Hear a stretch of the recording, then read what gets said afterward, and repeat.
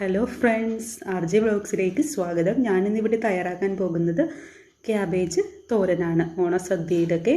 ഓണസദ്യയിലും കല്യാണത്തിനും എല്ലാ സദ്യകളിലും വളരെ പ്രധാനപ്പെട്ട ഒരു കറിയാണ് ഈ ക്യാബേജ് തോരൻ. അപ്പോൾ ഇത് എങ്ങനെയാണ് തയ്യാറാക്കുന്നത് നോക്കാം. ഇതിനാവശ്യമായ ചേരുവകൾ: ഒരു ഇടത്തരം ക്യാബേജ് ചെറുതായിട്ട് അരിഞ്ഞത്, പിന്നെ ഇതിലേക്ക് ഒരു ക്യാരറ്റും കൂടി ചെറുതായിട്ട് അരിഞ്ഞ് ചേർത്തിട്ടുണ്ട്, ഒരു അരമുറി നാളികേരം, ഒരു വലിയ പച്ചമുളക്, 1/4 ടീസ്പൂൺ ജീരകം. പച്ചമുളകിന് ഭയങ്കര എരിവാണ് ഞാൻ എടുത്തേക്കണതിന്, അതുകൊണ്ടാണ് ഒരെണ്ണം ചേർത്തേക്കുന്നത്. നിങ്ങളുടെ കയ്യിൽ എരിവ് കുറവാണെങ്കിൽ 2 എണ്ണം ചേർക്കാം കേട്ടോ. പിന്നെ താളിക്കാൻ ആവശ്യമായിട്ടുള്ള 1 ടേബിൾ സ്പൂൺ ഉഴുന്ന്, 2 വറ്റൽമുളക്, വേപ്പില. ഇനി നമുക്ക് ഗ്യാസ് കത്തിച്ച ശേഷം ഒരു ചട്ടി അടുപ്പത്ത് വയ്ക്കാം. ചട്ടി ചൂടായ ശേഷം 1 ടേബിൾ സ്പൂൺ വെളിച്ചെണ്ണ ഒഴിച്ച് കൊടുക്കാം.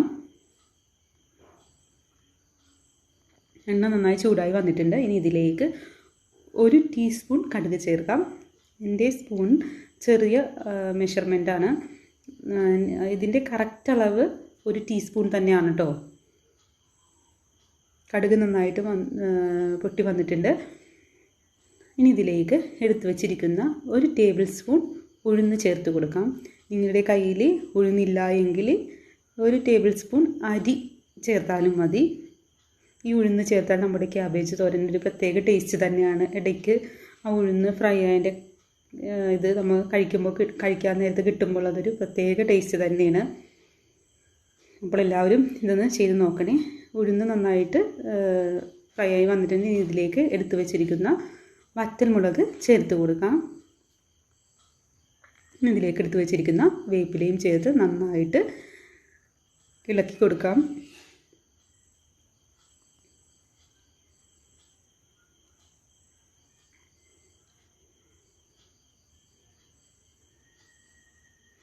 നമുക്ക് ഈ അരിഞ്ഞു വെച്ചിരിക്കുന്ന ക്യാബേജ് ഒരു പാത്രത്തിലേക്ക് ഇടാം. ഇനി ഇതിലേക്ക് അരച്ച് വെച്ചിരിക്കുന്ന, അതായത് ജസ്റ്റ് ഒന്ന് ക്രഷ് ചെയ്ത തേങ്ങയും പച്ചമുളകും വേപ്പിലയും ജീരകവും ചേർത്ത കൂട്ട് ക്യാബേജിലേക്ക് ഇട്ട് നന്നായിട്ടൊന്ന് തിരുമിയെടുക്കാം.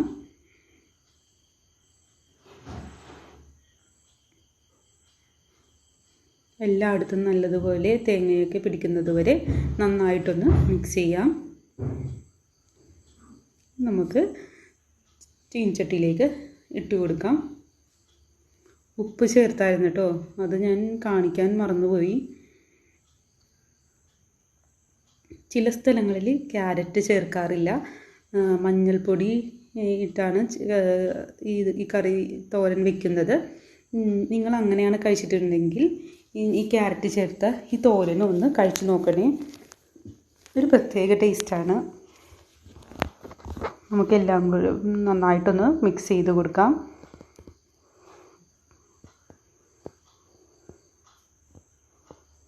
നല്ലതുപോലെ മിക്സായി വന്നിട്ടുണ്ട്. ഇനി ഇത് നമുക്ക് മൂടി വെച്ച് വേവിക്കാം. വെള്ളമൊന്നും ഒഴിക്കുന്നില്ല, ആവിയിൽ തന്നെയാണ് ഇത് വേവിക്കുന്നത്. അപ്പോൾ നമ്മുടെ ഒരു ഏകദേശമൊക്കെ ക്യാബേജ് വെന്ത് വന്നിട്ടുണ്ട്. ഒരു 10 മിനിറ്റ് വരെ ഒന്നും കൂടി മൂടി വെച്ച് വേവിക്കാം.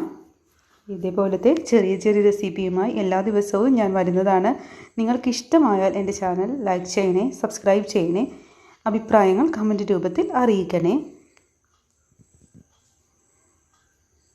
നിങ്ങൾ ആരെങ്കിലും എൻ്റെ ഈ വീഡിയോ കാണുന്നത് സബ്സ്ക്രൈബ് ചെയ്തിട്ടില്ല എങ്കിൽ പെട്ടെന്ന് തന്നെ എൻ്റെ ചാനലൊന്ന് സബ്സ്ക്രൈബ് ചെയ്യണേ.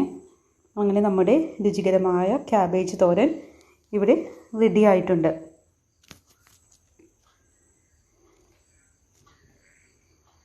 ഇതൊരു സെർവിങ് ഡിഷിലേക്ക് മാറ്റാം.